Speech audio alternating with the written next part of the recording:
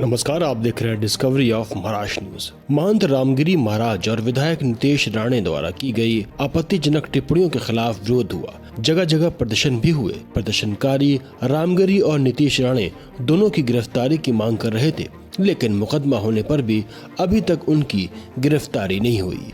इस मुद्दे को लेकर आरयूसी पार्टी के महाराष्ट्र हेड शानू सैयद कल डीजीपी ऑफिस में उनकी गिरफ्तारी को लेकर चर्चा की। शानू सैयद ने यह भी कहा, अगर यहाँ भी काम नहीं बना तो वो कोर्ट का दरवाजा खटखटाएंगे। आइए सुनते हैं क्या कहते हैं शानू सैयद। देखते रहिए डिस्कवरी ऑफ महाराष्ट्र न्यूज। तो आपकी मीटिंग थी नितेश राणे और हिमगिरी महाराज को लेकर, क्या उसमें फाइनल हुआ?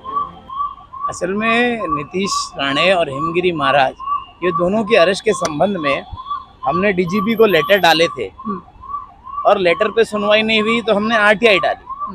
ये आरटीआई से आरटीआई में हमको रिप्लाई आया कि हमारे पास इसकी माहिती नहीं है। तो हम फिर अपील में गए कि एक डीजीपी के स्टेट के डीजीपी के पास आरोपियों की माहिती नहीं है। तो आज अपील थी हमारी। अपील में हमको आश्वासन भी दिया गया, अभी लिखित ऑर्डर भी आएगा। जो संबंधित पुलिस स्टेशन है जोन के, जैसे मुंबई के 4 पुलिस स्टेशन है, तो सीपी को वो अर्जी उन्होंने अब आगे भेज दी है। नासिक डिवीजन में नासिक को भेज दी है, सावंतवाड़ी के लिए सिंधुदुर्ग को भेज दी है।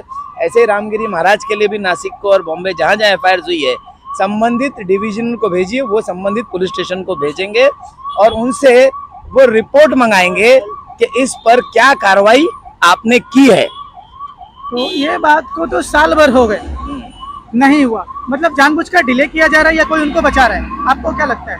देखिए, हिंदुस्तान के कानून में देर हो सकता है, अंधेर नहीं। और अगर मुझे रिप्लाई नहीं मिली तो मेरी पूरी तैयारी है कि मैं अब सीधे जाऊंगा पुलिस स्टेशन के बाद हाई कोर्ट जाने की मेरी पूरी तैयारी है।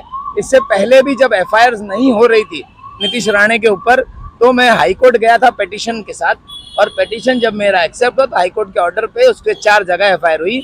इसी तरह इनको अरेस्ट के लिए भी हाई कोर्ट जाने की हमारी पूरी तैयारी है। सर, मेरा ये सवाल है, नीतीश राणे को मंत्री बना दिया गया है यहाँ की सरकार ने, और देवेंद्र फडणवीस ने उनको एक पोस्ट दे दिया है, जबकि वो पहले एमएलए थे तो इतना भाषण देते थे, इतना अशब्द की भाषा यूज करते थे। आज वो मंत्री के हैं और मंत्री होने के बाद उनका एक बयान और अभी आया था।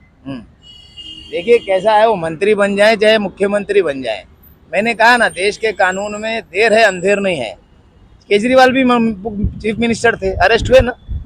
इसी तरह हेड स्पीच के मामले में टी राजा को हैदराबाद में अरेस्ट किया गया, एमएलए रहे, ठीक है, और शायद बीजेपी की सरकार वहां आ जाती तो उसको भी मंत्री बनाते। तो हम कानूनी लड़ाई लड़ने में हम पीछे रह जाते हैं, तब ऐसे लोग राज कर पाते हैं। लेकिन अब राष्ट्रीय उलमा काउंसिल की तरफ से मैं महाराष्ट्र का कोऑर्डिनेटर हूँ।